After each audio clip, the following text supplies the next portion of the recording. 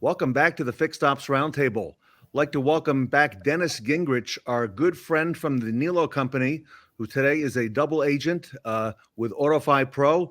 I'll let him explain it. And the Superstar Retail Panel. Dennis, I'll turn it over to you for the introductions. Yeah, thank you, Ted. Thanks for hosting this great event. Always a great thing what you do for the automotive industry in general. But before I get to me, I really want to get to these great guys on the call. All three of these gentlemen have had a huge impact in my life. I'm fortunate enough to work with all three of them in different capacities. But I really wanted to, start with David, give him a nice introduction. He's a finance manager here for us at the Nilo Company.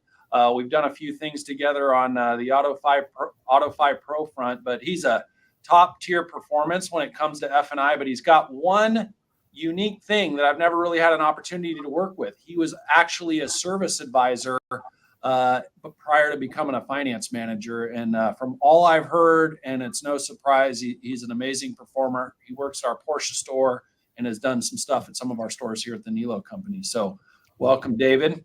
Thank you. And then, number two, Mr. JD Dantzler, general manager out at Manly Hyundai. We did a lot of great things together in a previous career I had. And man, when it comes to, people leading an organization, you'd be hard pressed to find anybody better than JD. So, man, dude, thank you for being here, JD. Thank you. And then last but certainly not least, he and I worked for the same company, Zurich, for a number of years. He spent a lot more time there, did a lot of great things in his career, and eventually he was the boss of me. He probably has some scars from that experience, but Yes. Now he's the chief operating officer for the Ziegler Automotive Group out of Kalamazoo. And Sam, it's good to see you. And I just love meeting up with you and, David and of course, JD. So, and then that's these guys, man. Three great organizations. I'm very much familiar with Ziegler. Tremendous organization there, and Manly, and of course Nilo Company. And Dennis, give us some of the thinking behind this panel, how it relates, how we're tying in F&I and fixed, because I've heard it said that it's important we all work together. Well, I think in any organization, I think it's just important that we get out of sales department and service department or finance department. We're all trying to do the same thing. We're trying to take care of the customer, make sure they have a good experience in their sales and finance process, because if we don't, our good friends in fixed ops, these guys could speak to that, we're not going to see them in fixed ops. So we're costing our service advisors, our technicians opportunity to make money for them and their families. And then even down to the porter, not everybody wants to be a porter for the rest of their life. That's advancement opportunity. So the better we do in sales and finance, the more opportunity we have in fixed. And when you guys in fixed roll out the red carpet, they're like, man, everybody's great here. I'm going to buy my next car. So I think that's incredibly important. All right. Well, let me start off, if I can, today with David. David, when we think about F&I products through the fixed ops lens, what do you think, from your experience, are the top 2 or 3 things for a service advisor to be able to deliver a great customer experience, a great guest experience, while maximizing things such as, for example, I've heard it's all about the hours. For example, the hours. Well, when it comes to the operations here, we start from just customer service, right? So we're trying to make sure that we're introducing each other, making sure that everybody's on the same playing field. But when it comes to the products, warranty is always going to be one of the biggest things out there, right? But making sure that not only the service advisor knows, but the customer knows, we give everybody a zero deductible at our store because we want to give them that ultimate experience. We want them to come in just like it was when it was brand new and not have no surprises. And it helps a lot for the service advisors because it takes off that relief of not asking for the deductible, stuff like that. Maintenance, of course, maintenance is always going to be one of the big things. I prep all my customers when it comes to the relationship we have with our service department is when you bring the car in with this maintenance plan, they're going to sign their name and they're not going to ask you for anything unless something's outside of it, right? But the big thing is that maintenance plan is going to utilize your warranty. That's how they make their money back, right? That's how we get ours. But yet at the same time, by doing it this way, there's no surprises for you. You sign your name, there's a big smile on your face, and the service advisor always has a smile because it's already taken care of. And then, of course, we have phenomenal tire and wheel plans, the maintenance plan, and then windshield plans that make things very, very simple for customers. But I could keep going. I apologize. No, fantastic. Great information. JD, from your point of view, top 2 or 3 things for a service advisor to deliver a great customer experience. Yeah, I think ease of claim payment, and so the advisors are bought in. I think working with the warranty company and a service contract provider, you got an OEM they're working with, and then you have a service contract provider. So if you can get their mind right, really, when it comes to the service contract provider, and that's easy, then they're happy to see the customer. And sometimes you can't hide what you're thinking. So if they're thinking, hey, great, there's going to be easy, and they're not even complaining to me about payment because they're paying for it, et cetera, then it works really well. And JD, I think you're spot on. And I think back also to the customer coming into the service advisor who purchased an extended service agreement, not having there be a delay as to which one did you get, and being, very authoritative and very upfront. So I like that a whole lot. Absolutely. Sam, from your perspective, top 2 or 3 things. I would add to what has already been said. So David, I loved what he said about the ultimate automotive experience. That's part of our mission statement, part of our DNA. And I think for there to be a great experience in service, it starts with training, finance, and salespeople to make the right promise. So it's interesting. Sales makes the promise. Service keeps the promise. It's almost like a Seinfeld episode on the rental car episode, right? Anyone can take a rental. It's actually having the rental car available. And in service, anybody can sell a service contract. Anybody can make the promise of coverage, but doing it well, professionally, accurately, and then setting up service to win. We all know that if that relationship retains in service, that customer will come back again and again and again and again, and enable us in sales to continue that ultimate automotive experience. So like, a good product is table stakes, but the people process is, I think, a huge difference maker. Ooh. And Sam, you speak to that with great experience, also with the Zurich background as well. You and Dennis. We had some background, right, Dennis? Just a little bit of background. Just don't tell them some of those scars on this. Yeah, no scars. Dennis, do you want to weigh in on that as well? No, I couldn't agree with these guys more. I mean, at the end of the day, Sam's exactly right. Sales makes the promise, service delivers on the promise. And at the end of the day, I think it's our obligation as an industry to provide, just a great product, but, support the people that are going to make the product do what we said it's going to do. And I just think that, that comes down to, training and coaching, and there's a lot of moving parts in the automotive industry. And, some departments, they can get left behind in the what's going on in the bigger picture. And I just think it's up to the leaders like JD, Sam, and, guys like David that are in there to make sure that our fixed ops departments are prepared to meet the customer and give them the experience they deserve. Because as an industry, we owe it to ourselves to clean up our reputation. And I think doing what we're talking about is a great first step. JD, let me ask you, setting aside PVR, with respect to fixed operations, what do you feel a good job looks like for an F&I provider? Again, setting that PVR aside. Well, I mean, a good job for the F&I provider is just what we talked about, coaching on the advisors so they know they're supported, making sure they have, quick and available support to them. I also think, it goes back to coverages. I think all of us agree that, the higher coverage is always the way to go. I mean, we don't sell anything, but because it is that customer experience. So I really think it's that coaching and training and understanding the why behind it, and really kind of showing everybody and kind of explaining to everybody what role they play in that customer journey that we want to happen again and again. And JD, when the customer comes back, typically the communication is going to be with that service advisor. They're Right. probably not going back right away to this salesperson, with some exceptions, but it's that service advisor who's going to be talking to the majority of those customers later on. Absolutely. Sam, See our attention. yeah, exactly. Sam, your thoughts?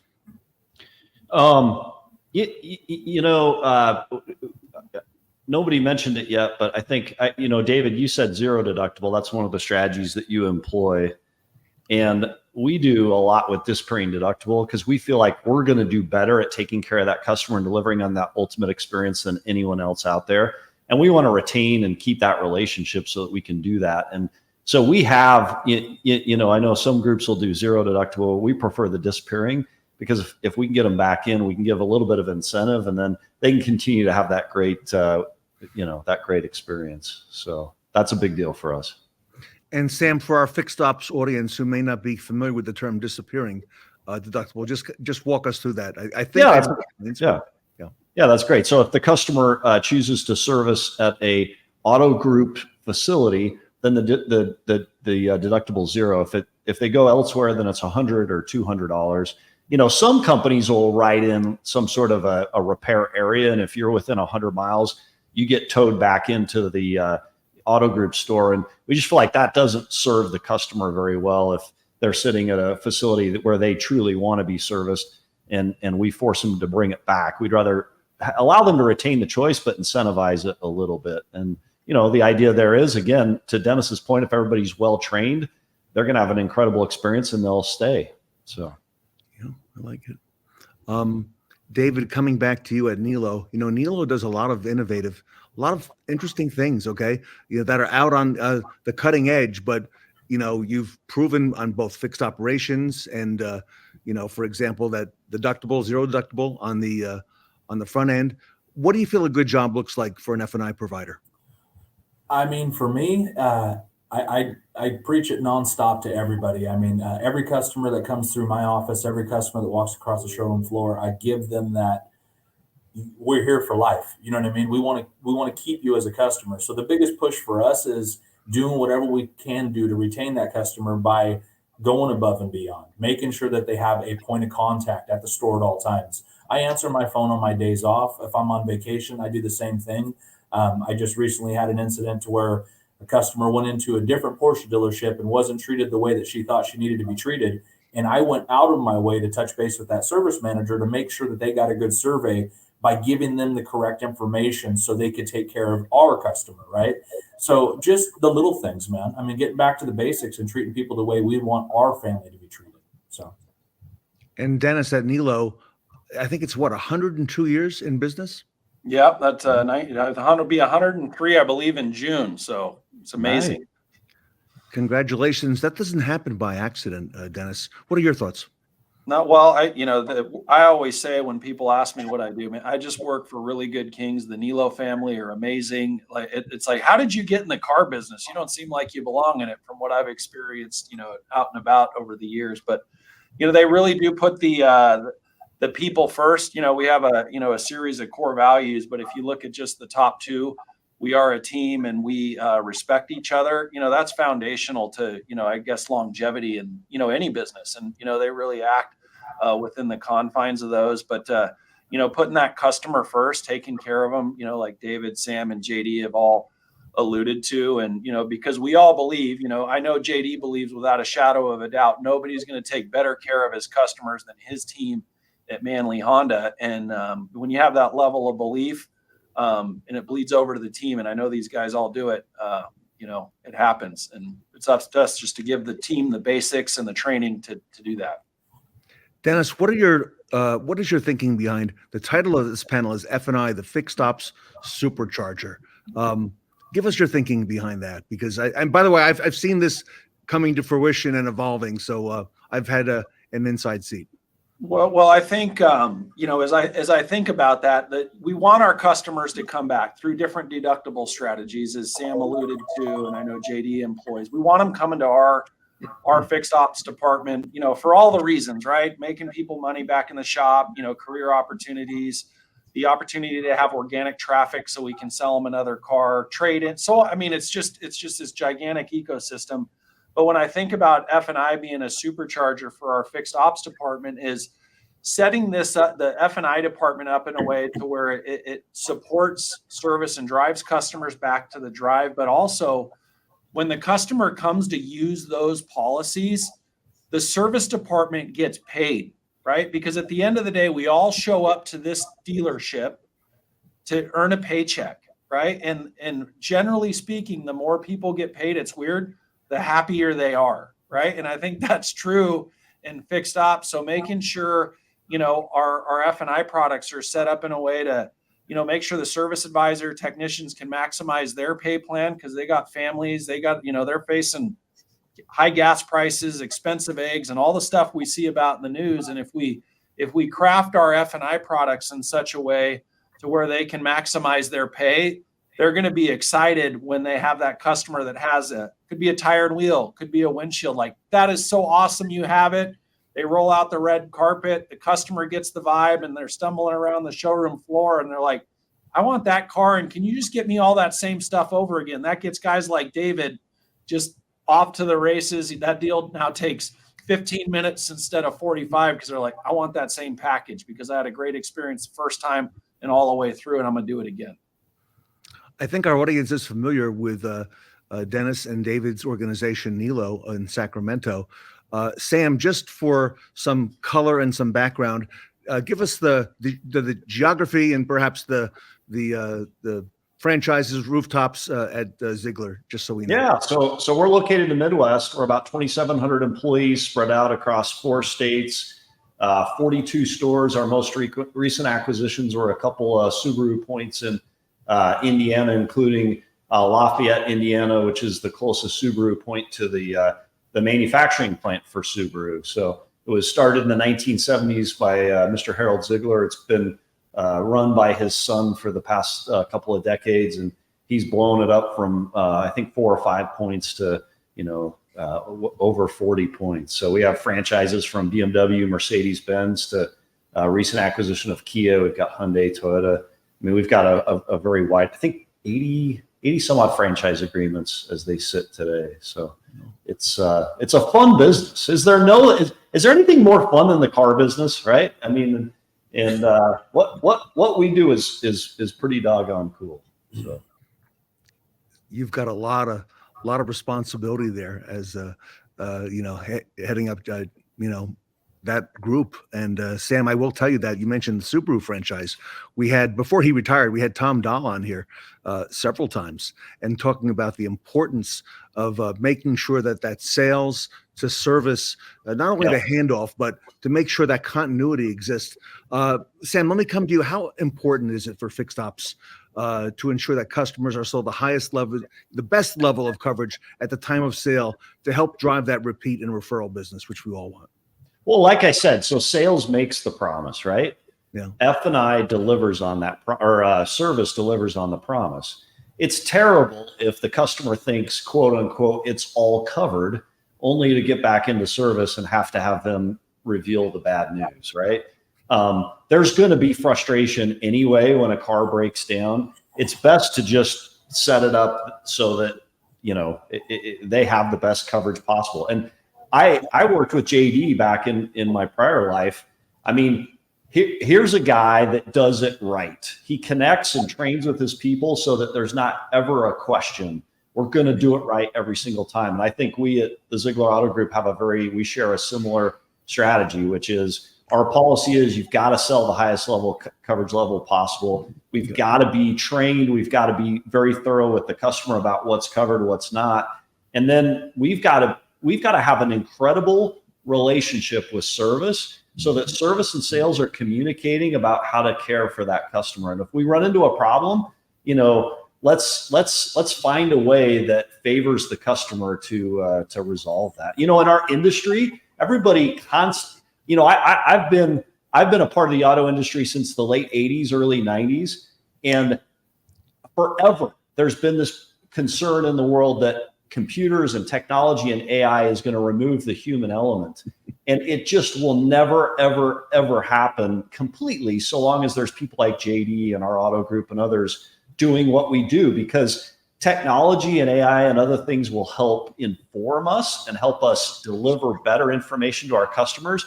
But there's no way anybody can connect like JD can connect with his salespeople, his service team, and then in turn with that customer. And if you have that set up and that mindset set up, there's no way any of us will ever lose. So well said. Highest level coverage we want. JD, it is a people business, isn't it? It really is. And I think as far as we're always talking about sales to service, it's service to sales too. Yeah. So Yes. when you're really looking at it, service to sales, and you start getting them involved, we have, a lot of focus on our upgrade department out of service, but those advisors are getting paid, for that upgrade deal. So you have a lot of synergy between sales and fixed because of it. And you have a lot of pride from the, service manager and service director. It was like, hey, we sold this many cars out of our service department, and they're going to get that recon, and it's a nice entry point for a new Honda or a Hyundai customer. Great point. In fact, David, I mentioned sales to service handoff. We recently did a panel, David, on the service to sales handoff. Okay, the other way. All right, as JD was mentioning it, and the importance of that. Tell us a little bit, David, how the importance of making sure the customer has the highest level of coverage at time of sale to drive that repeat business.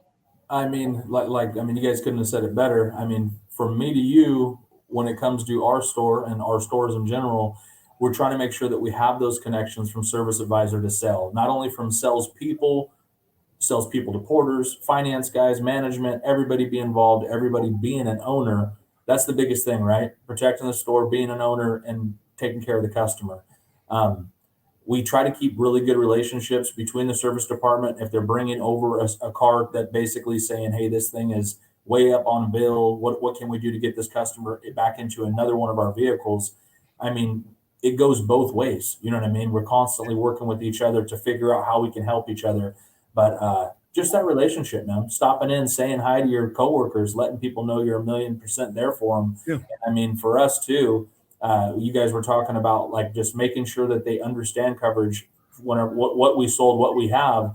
But Dennis was one of so far as to giving them access to see what we have. But I still tell them, hey, walk in my office. I want to be involved. I want to know who you got there. I want to say hi. I mean, just giving them that extra care and showing them that we go the extra mile no matter what at all times. So, Amen.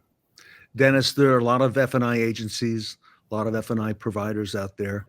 I don't know too many that are associated with a successful dealer group. I recently learned that the Nilo company, I mentioned earlier, 102 years we talked about in business, is in the unique position now of having their own F&I company, AutoFi Pro.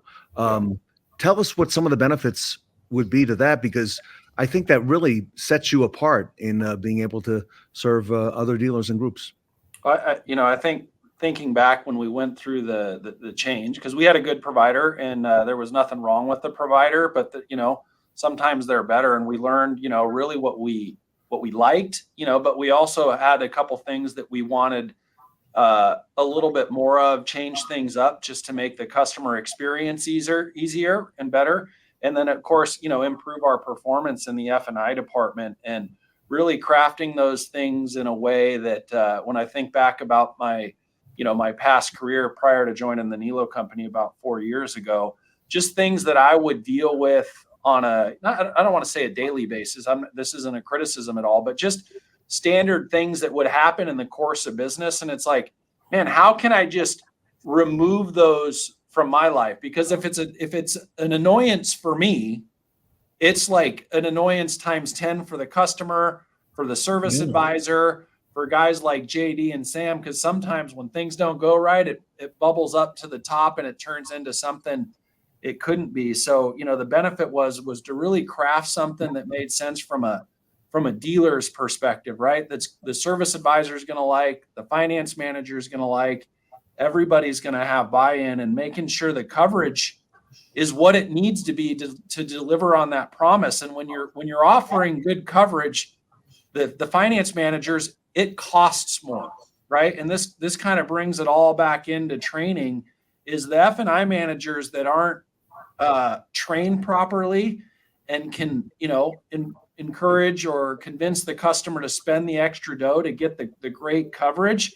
It's because they're not trained properly. They're not confident in their office. And when that happens, that's when they might say, oh, this covers everything. And when they're building the contract, they click the crappy box. And here we are having a not great reputation as an industry. So it just really smoothed out our process. And we've had some success with other automotive groups that we've set up similar offerings to them, and worked for us. It's worked for some others. And, it just makes life easier to be in control of your own destiny and be in the driver's seat since we live it every day.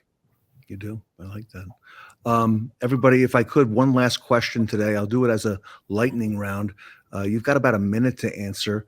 I'll start with Sam. We'll go over to JD, bring it over to David, and have Dennis bring it home.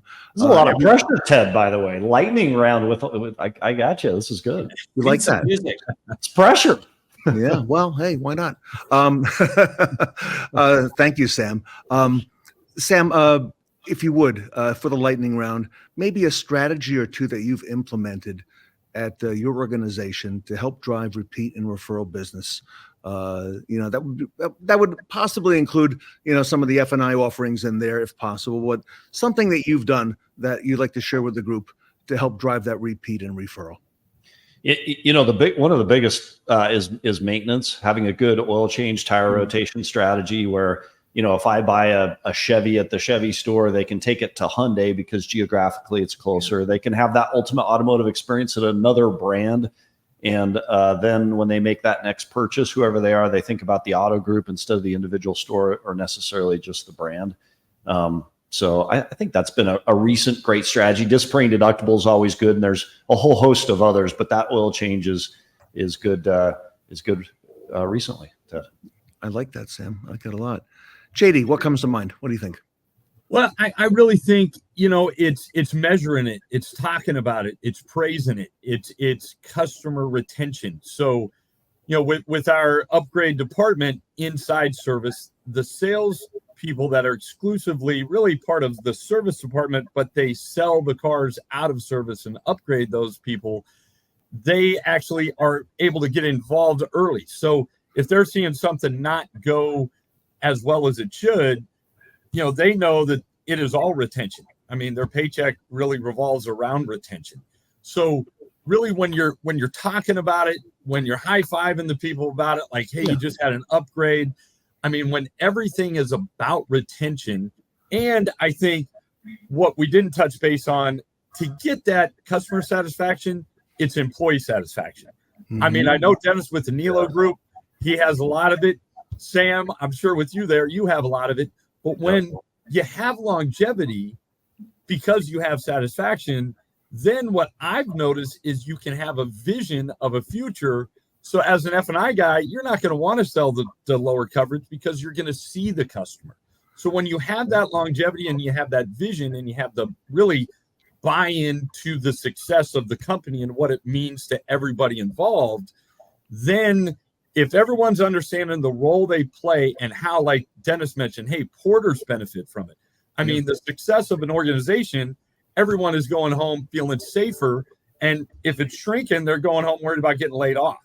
So really, when they understand the importance of all of it, and I think with what we're looking at in 24, unsure, about the economy and what it's going to do, that service to sales process and retention is really the baseline of everything we focus on.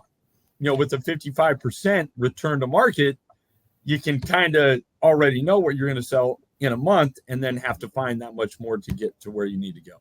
But it does start with that service to sales. JD, I'm taking good notes on everything that Sam, yourself, David, and Dennis is saying. Come back to that upgrade department. That got my ears perked and the antenna up. Explain that. Tell us about that.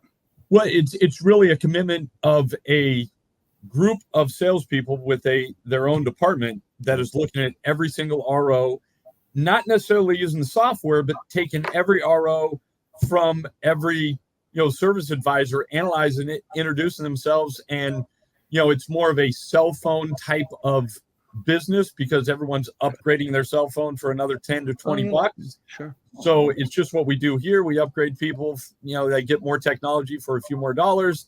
And that way, especially right now in 24, you get the trade because used cars are very hard to come by. Yeah. Trades are the most important thing. And if you've been maintaining the car, then that trade and the used car manager is probably going to be happier with the recon too. Yeah, that's the car you want. It absolutely is. David, same question for you. Something you'd like to share that has helped drive repeat and referral business? So I could say more than anything, back to the basics, talking to your customers, letting them know when it comes to, we go back to CSI. We all have CSI, right? So just letting these customers know how much we truly care about them, being personable with them, making sure that they have a point of contact to me, to someone here at the store, letting them know at any point in time if they can't make an appointment in service because the phones are ringing off the hook, contact me. Let me walk over there. Let me make sure that you're taken care of the way that you're supposed to be. And then it falls back to the products, right? I mean, making sure we provide these people with amazing products. United Car Care has this Protection Plus now, and it's a phenomenal product. I got so many different customers with smiles on their faces because they've had the major brake jobs. They've had to pay for rotors, belts and hoses, windshield wiper blades, all the little things in alignment. So, I mean, with them putting stuff together like that for someone like me and someone like our service department, it's just a sign of relief. We got smiles on faces every day from the service advisors, from the customers. I mean, you couldn't ask for better things. You know what I mean? And then even with United Car Care Tire and Wheel, it's phenomenal. I can contact a customer or had a customer contact me from San Diego. They're at their service department. The service department's like, I don't think any of this stuff that you're saying is covered. I get them the right information. They call me and they were like, who is this and how is this happening? So the industry's changing. I mean, there's people out there making stuff happen that's making it better for our customers, better for our service departments, and better for our repeat and referral. Dennis, great job in putting this panel together. I knew we wouldn't have enough time today. We're going to have to come back and do this again, Dennis. Yeah, well, I'm lucky they joined. They must have felt bad for me or something. I'm really grateful to have these guys. They all made a big impact in my career, and I just appreciate having them here. Anything you'd like to share, Dennis, and then how we can learn more about AutoFi Pro?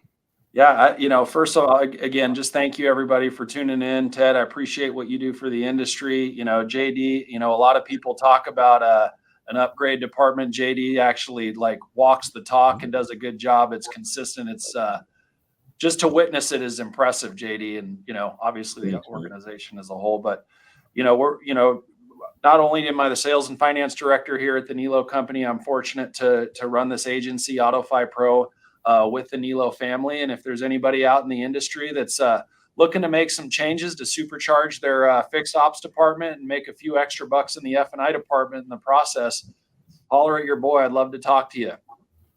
All right. I want to thank the all-star expert panel, JD at Manley, David at Nilo, Sam at Ziegler. Great to meet all of you, by the way. First time here on the roundtable. Excellent panel. Dennis Gingrich, what can I say? Fantastic job. Congratulations. Best of luck to you at AutoFi Pro. Dennis, I'm going to invite you back at the next event and tell us more about some more success stories that you're having out in the field as well. Right on, man. Thank you, Ted. I appreciate it. Thank you, Sam, JD, David. Thank you, guys. I really appreciate you. Hey, thanks, Dennis. None but gratitude, and thanks, Ted.